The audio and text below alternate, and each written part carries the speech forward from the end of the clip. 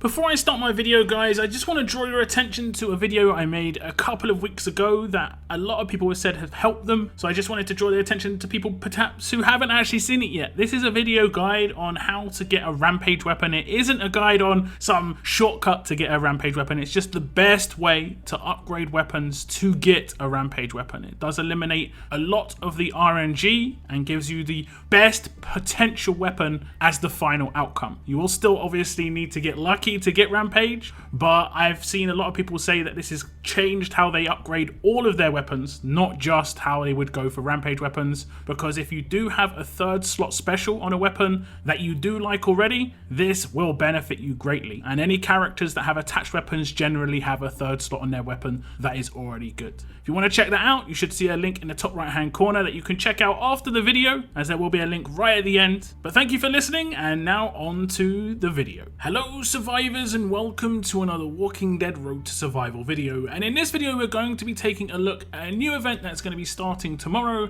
It is called the Spelling Dead. Going over the introduction, it says, while out on a routine scavenging run for whiteboard markers for your town's teacher, you start noticing something strange. The team starts encountering collections of metal letters, probably scavenged from old signboards. However, when grouped together, they spell out words, specifically the names of some of your survivors. Now that, I'm going to be honest straight up, that would be like a horror story. This is definitely should have been a Halloween event. But anyway, could this mean the walkers can actually spell and are organizing? Or could it all just be a strange coincidence? Either way, those letters will fetch a pretty penny, and it's far better keeping busy collecting those letters than to think of far more worrying alternative, a walker spelling bee. Shiver indeed. Event dates are as follows. It starts on the 11th of November at 12 PM Pacific time, and the end date is the 25th of November at 12 PM Pacific time. Generally, any museum or depot collections have 24 hours to be able to claim at the end, but it is a 2-week event nonetheless. Now, going over the full event overview, this event will allow you to choose which S-Class cards you want as a reward depending on which letter you collect. Several fighter-specific roadmaps will be available, and they will be Abraham, Javier, Mr. Lou, and Trader. These are going to be 4 separate roadmaps. Each roadmap will have a chance to drop letters in each stage to spell out the character's name. For example, Mr. Lou roadmap will have a chance to drop M in the first stage, R in the second stage, L in the third stage, and so on.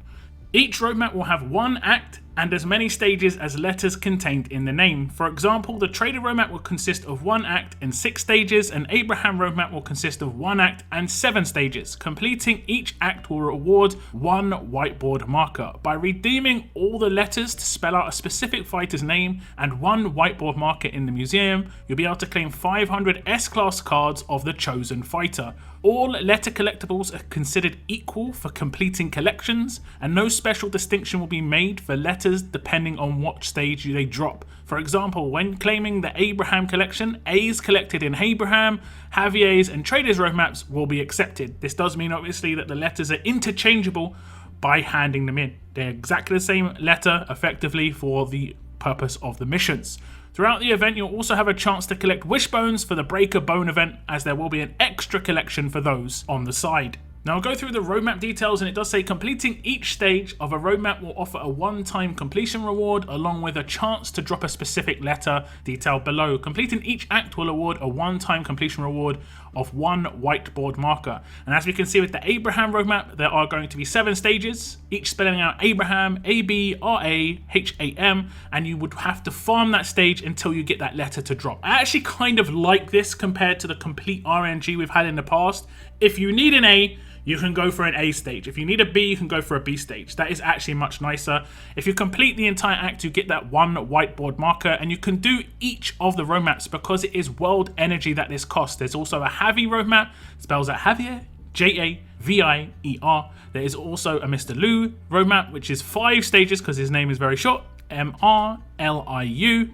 And lastly, we have a Trader roadmap, which obviously spells out Trader, Trader, and that is going to be 6 stages. Again, every single roadmap that you complete, you'll be able to get 1 whiteboard marker, so you'll be able to get 4 in total, and you can farm until your heart's content to be able to get enough of the letters to spell out whichever character's name you wish. Because as we go on to the museum collections, it says, by collecting the letters that spell out their name, along with a whiteboard marker, you'll be able to claim S-class cards and other useful rewards. You'll be able to claim 500 Abraham cards. If you spell Abraham's name and you hand in a whiteboard marker, you'll be able to do this up to 5 times. You do get 4 markers from just running the roadmap, so you could just get 2,000 Abraham cards if you wanted. You can do the same for Javier, Mr. Lou, or the trader. You could mix and match. For instance, you could go for 1,000 Abraham cards, 500 Mr. Lou, and 500 trader. It is completely up to you what you want to go for. You do have to farm the letters multiple times, however, because I'm assuming, this is definitely an assumption, that everything in here will be consumed. So for instance, if you go for Javier, Javier will be consumed, as well as that 1 whiteboard marker. If you don't want any of the cards and you want to go for some trainers, you can get 5 Brady's for spelling the word dead and 1 whiteboard marker on top. The stock is 5. And then there is a legendary gear choice box as well, which just costs 1 whiteboard marker and nothing else. And then the last one is the 100 wishbones for 2 whiteboard markers. So you could get yourself wishbones towards the Jesus event if you so wished, and then pick up cards from there instead. It is completely up to you. I think by the looks of things, this event actually looks pretty good. You're going to be able to get your hands on some cards that are very powerful, particularly Abraham, Javi, and Mr. Lou. Trader has fallen off a little bit, but he's also been in the daily crate for quite some time, whereas the other characters are not available elsewhere. So that's actually kind of nice for people who are working towards these characters or want to.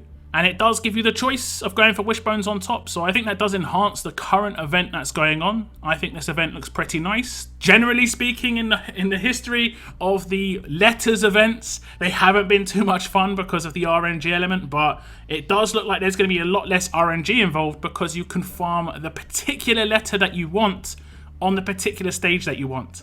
This is basically how it used to work with gear maps to go way back, where if you wanted a particular piece of gear, you farmed a particular stage. You would always get that piece of gear if you did that before. You're not going to always get the letter drop this time around, but there will be a chance, and at least you know which stage to farm for which letter. Me personally, I'm most likely going to try and go for Javier cards because I'm quite close to getting him done. I'll either go for 1,000 or 1,500, and I might go for Mr. Lou. I kind of like the potential of Abraham. I think even as a 6-star he could be good, so I'm not 100% sure where I'll go with my last 1 or 2 claims, but we'll have to wait and see. But what are you going to go for? What character springs out at you as a, yes, I want this guy? I think a lot of people have been talking about going for Mr. Lou in some of the other crates in my comments, so I'm guessing quite a few of you are going to be happy to see him in here. So do leave your comments down below of which character you've got your eyes on for this event. What do you think of this event in general? Do you like the looks of this one versus the previous letter events? All comments down below. I always try to read my comments and reply when I can. I want to thank you for tuning into my video today, and as always,